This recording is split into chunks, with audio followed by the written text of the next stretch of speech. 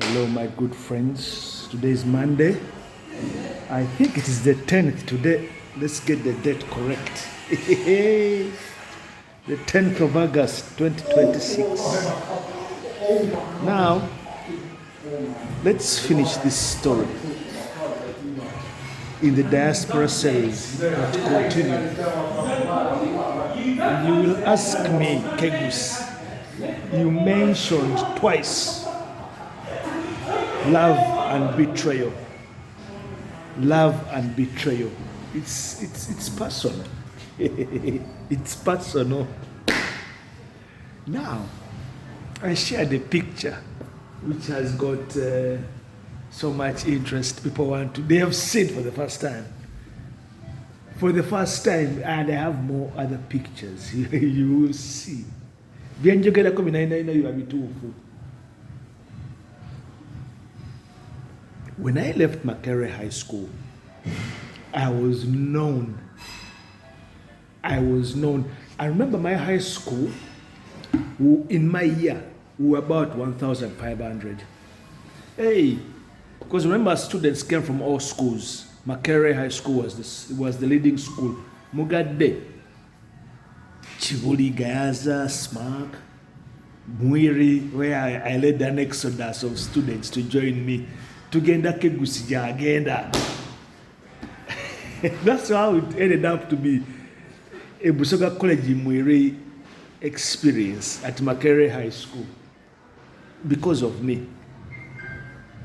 And had I gone back to Busoga College Mwiri, Makerere High wouldn't have been what it became. Kubanga twali very, very academic. Very academic.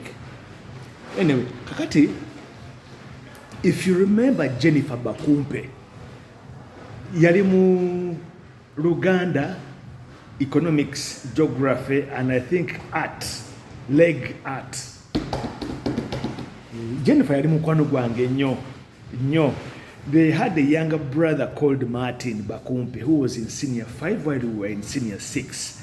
Nagala mu following a sequence jengendo bawa. When things just caught up with me along the way after my A-levels. And you know the story already that I did not go to Makerere University. I went to Kenya, Maharishi International University. Now, I will not go much into Kenya because you know the Kenyan drama, everything in Kenya is drama. The Kenyan beauty, then you have the Tanzania beauty. But when I returned in 1997, that is 3 years later, more or less, let's talk about my mom, who was sick at the time, and her passing away in 1998. Are you with me? I'm running fast here, I'm just going full blast. Kakati in 1998, when my mom passes away, that was pretty much Kegus becoming a billionaire. Yes, it is true. It is true. It's still up to today, people just can't make this up. Kegus is just fantasizing about being a billion. What you don't know, billion, not a million, billion.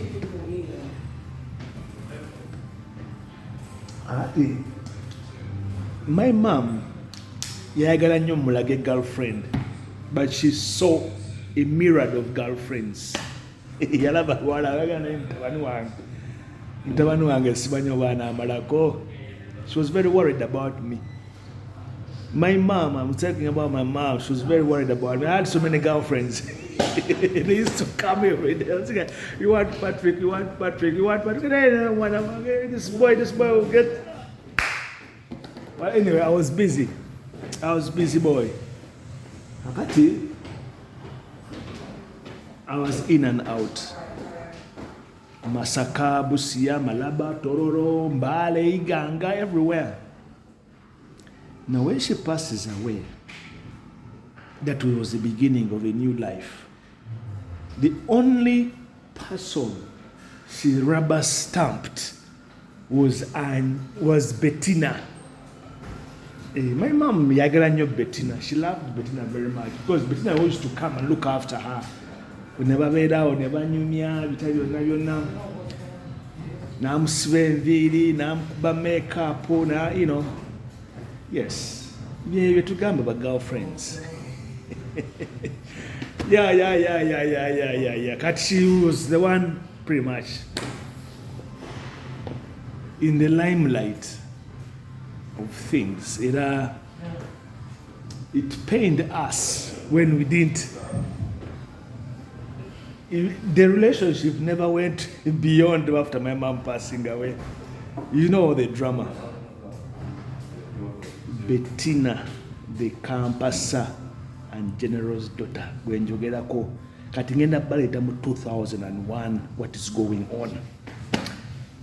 We moved to Mpererwe, Gaza Road. Whatever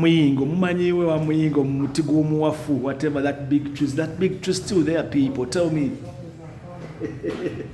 Kakati, there used to be a very big wholesale shop. With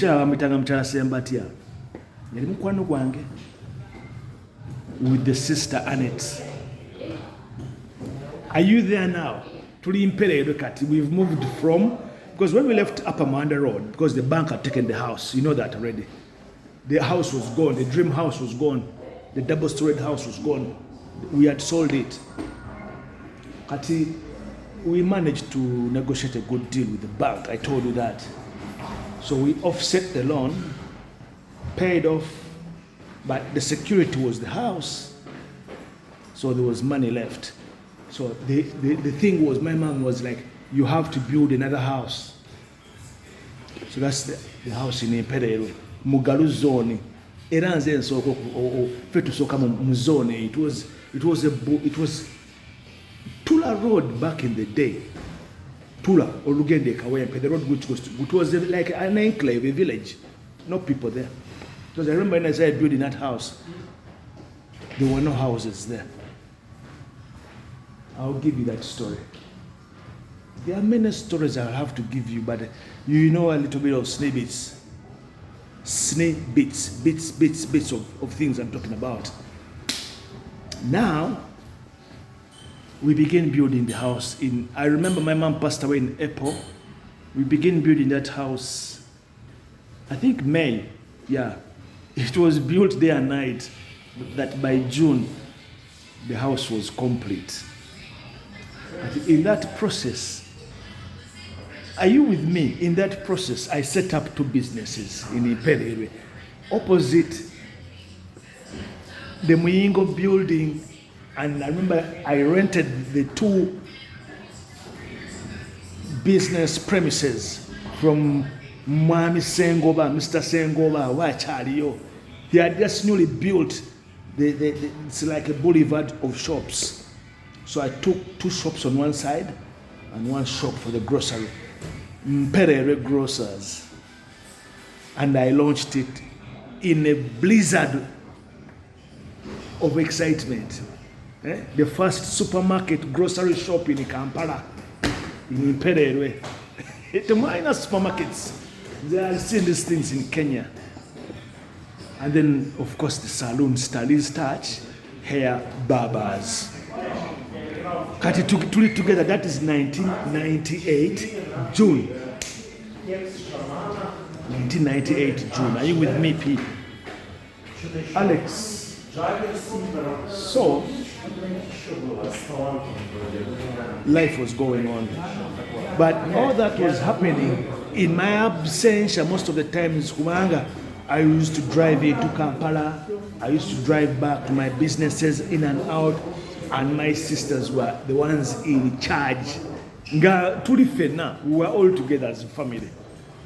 We were all together. Tuli mu sente zaffe ezisigaddewo eza mami, tuzimbye ennyumba eyo, nange ndi mu sente zange, nkola byange, nga nina sente empitirivu nnyo, era sente zange zagendanga mu bakazi na kucakala. Akati one Saturday, we were cleaning up shop. In the saloon, we used to clean up in the night. and also on Sunday. We would remove all the equipment, give it a wash out, everything. Now, it was a Sunday, I'm telling you. Mbandi Musaruni. Then, I even still remember how she was dressed. She walks into the salon and says she wants a haircut. I said, why do you want to cut your hair? The women don't cut hair. They work on their hair. They don't cut it. So we had an argument. Imagine the first time you meet somebody and we have an argument about her hair. She was humbled. And then I said to her, you're going to sit here in this chair. I'm going to work on your hair. And that's how we became friends over hair. I didn't even cut her hair, just oiled it and did it up and all that. I'm a very good stylist, hair stylist. So after that, I said to her, when you're free, in your time, I can take you out. We go out. And our first dinner date, are you listening, was in Sheraton Hotel, Kampala. I have the picture we took while we were there on the table. She's dressed in red, I'm dressed in white. And that was the beginning. Kakati, in talking, that is when I find out that she's a sister to Martin Bakumpe and Jennifer Bakumpe. Jennifer was a classmate of mine. She was, no. I said, yes, we were classmates. Same school, same class, same year, not even outside. At the time, she's studying at Nkozi National Teachers Training College, the one now called Uganda Matters University. Nkozi, Buama. And you asked me the question, what was she doing in Imperere? She was working and doing her student placement. You know, when teacher training, they do placement in schools and things like that. Yeah, so in the first year, she was in her first year term. Here we call it summer break. You don't have summer in Uganda, so it would be term time. She was teaching in Imperere. I remember the school was in Imperere. And staying in the Muyingo building where Mchala Sembatia has the wholesale at the bottom. Muyasuranga. And in fact, in that building at that time, there used to be a hostel for the students of that school. She was doing a placement. Now I get it together now. This is how many years ago, people. It's a long time ago. So we began to know each other. She used to come to the salon to say hi, blah, blah, blah. That is weekends. And by September 98, I would visit her when she's returning to school. No, she was at school, at the uni, teacher training college, and I paid her a visit one weekend. That's 1998. So by the end of the year, but that doesn't take away the fact that I had my own life going on. I had Bettina in my life. So yali ayingidde ekintu kyali tategedde. You know, it's like when a woman falls in love with you, she doesn't know you that well. You know, she doesn't know your private life very well. So thinking that she was the only one in my life, no.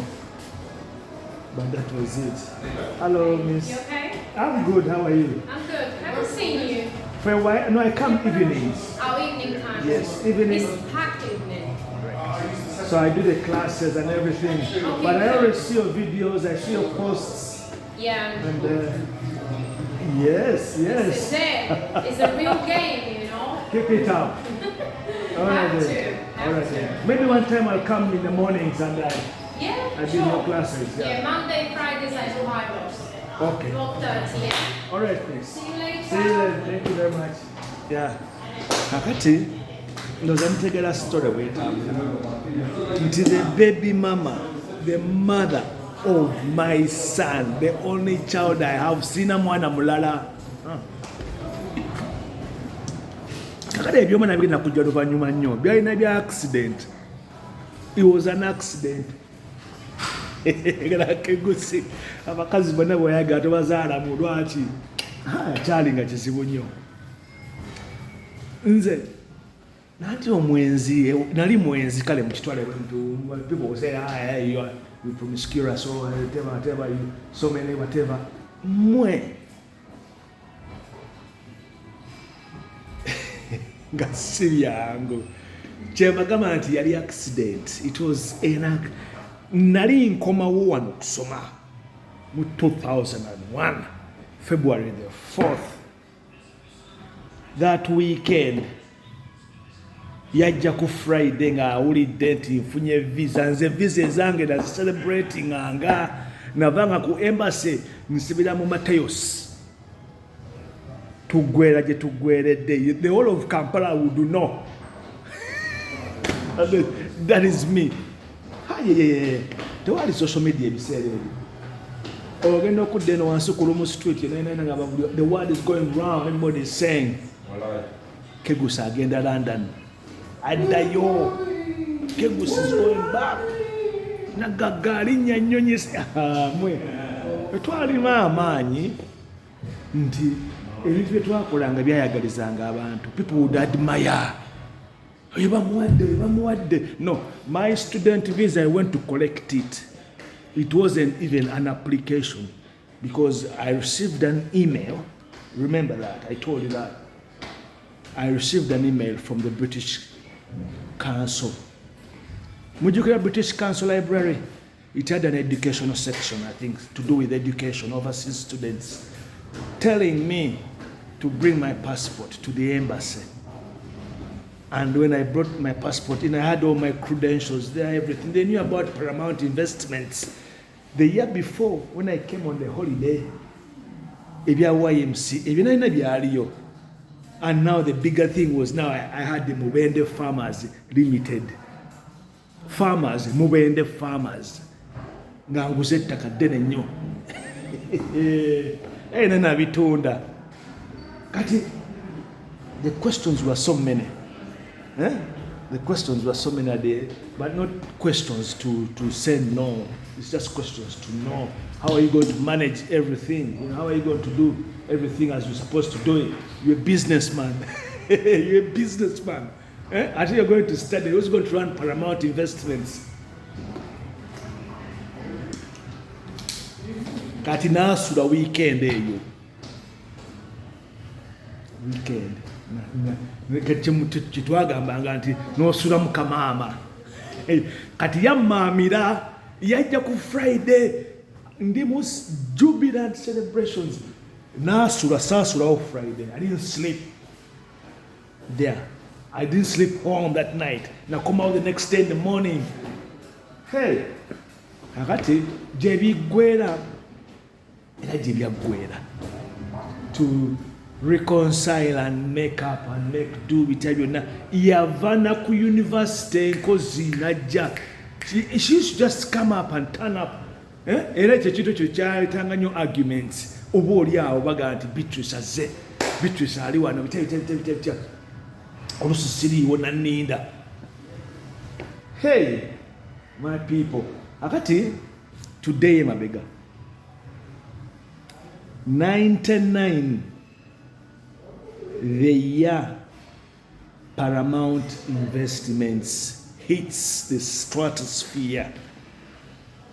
Kati, I introduced her to my lifestyle.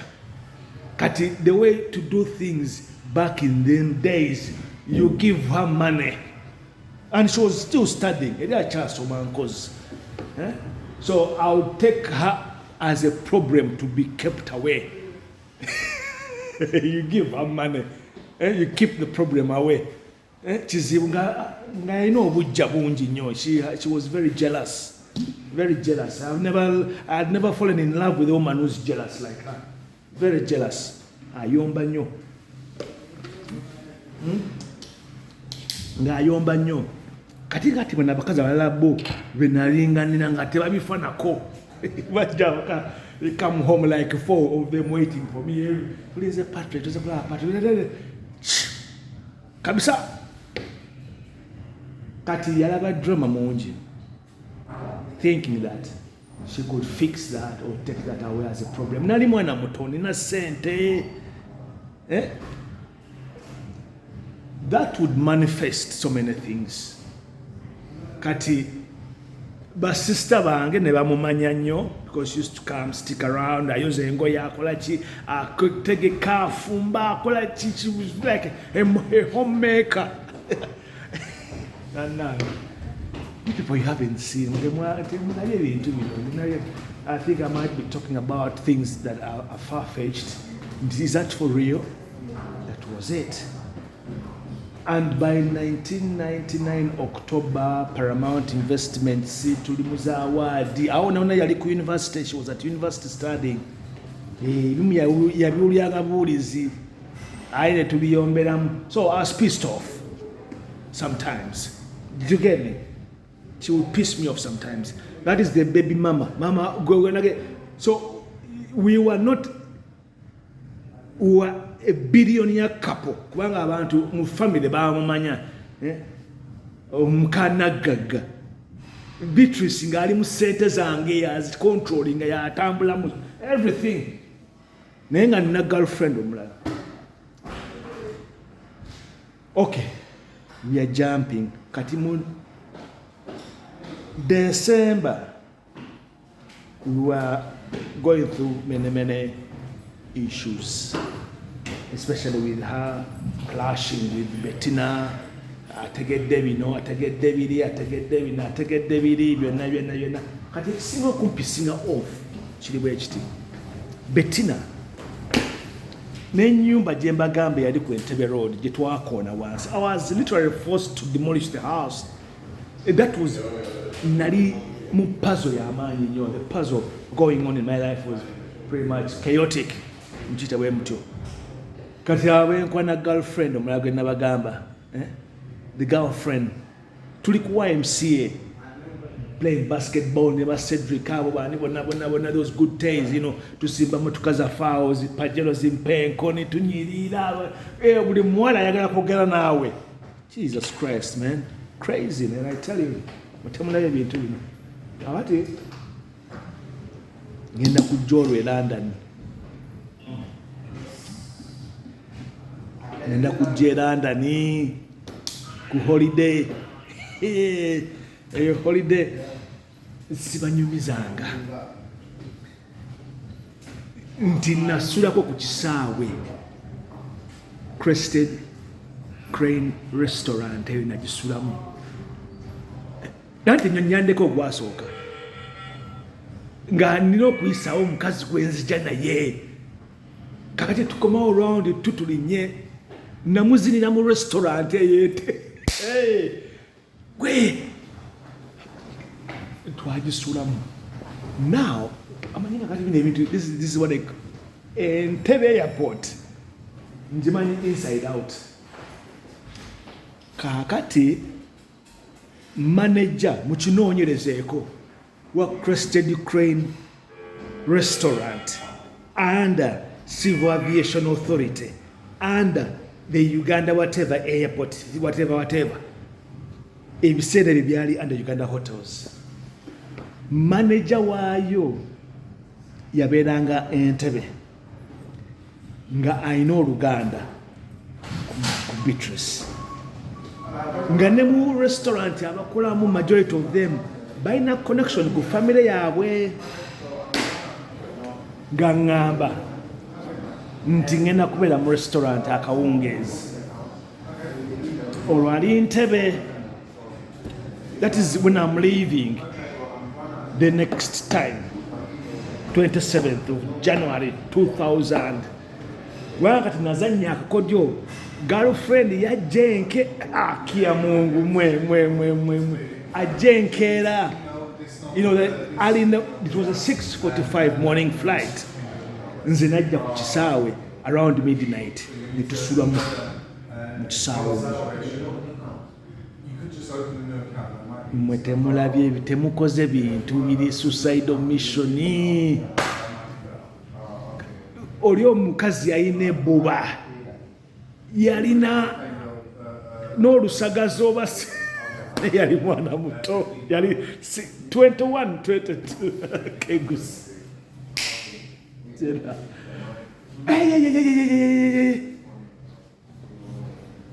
nkambabuulire nze ebintu byendayo bingi nnyo lwakusirika. Olwo tuli ku Entebbe airport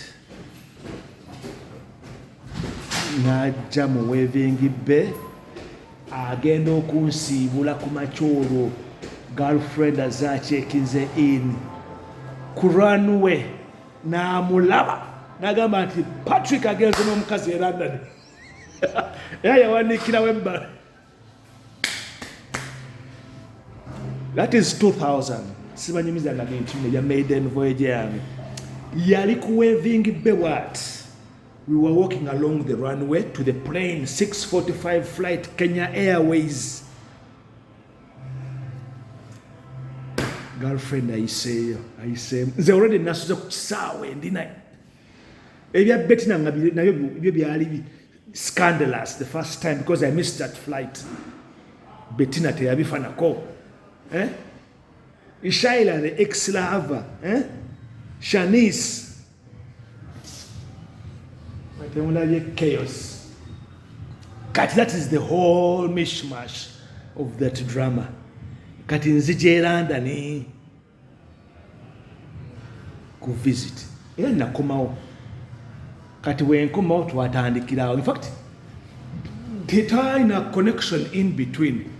Nga nkomyewo because I think she was still dealing with that that image of seeing me walking with a girlfriend towards the plane. Agamba banange Patrick omukazi gwatutera nani gwe badde bayogerako oyo. By December that very year I'm in Kampala while going about nga n'ebyokusoma sebiri mu idea bigenda kujja luvannyuma nnyo when word went around in Kampala after Christmas 2000 nti Kegusa afunye visa agenda UK kusoma. Once I went to embassy, it was open knowledge. Nga celebrating. Katika ngende nsome nkendeze ku drama nali mugezi nga wakisoma sentence lina is there anybody who paid my tuition fees $100,000? It was my money. I was rich. Yes, my friend. You're right. My hands are raised.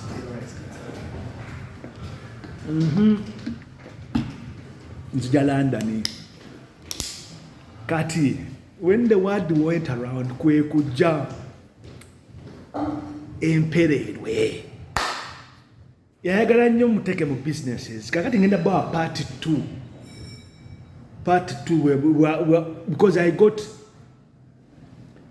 the news of her pregnancy nga she's going to give birth. Nga ndi mu America. Ni ku summer camp. Dorothy wemperedwe ne mukyala Sembatya would contact me banoonya. They always make contacts. Bagenda ku office. Byabeerangawo bya student ebya. Kati when I checked nga nti bitu sinagenda kuzaala no Patrick, you're going to be a father.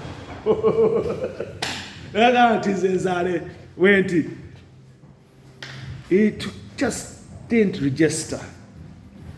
Year 2001 October 29 era omwana bamuzaala ndi mu America. Munfuna bulungi nnyo ngenda bawa part 2 eya Love and Betrayal mutegeere ebyaliwo. I don't nayagala abakazi bonna bwe nali njagadde sijja babuyana number because they are over 200 women.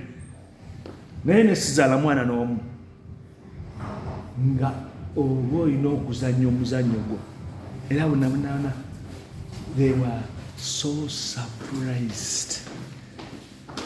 Mumanyi shockwaves nti Kegusa azadde omwana. Kegusa oyo yajja ku kondomu. Kegusa yajja bamugisako kondomu. Yali ekitwe. Mwe nze nyumiddwa obulamu temujja kunzitega ku ebyo.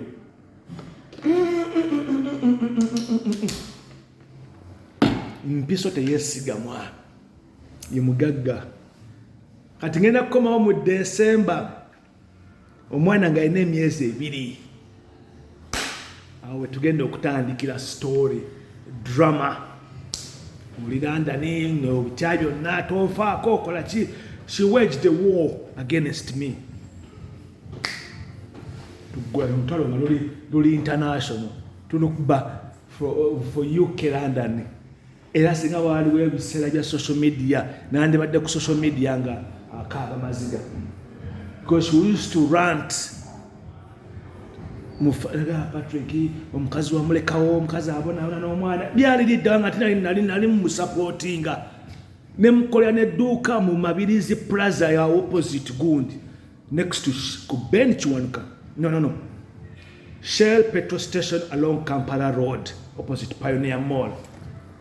Not be exposing, but she was just trying to Kegusa was saying baga. Guys, let's go. Let's get out of here now. You wait for part 2.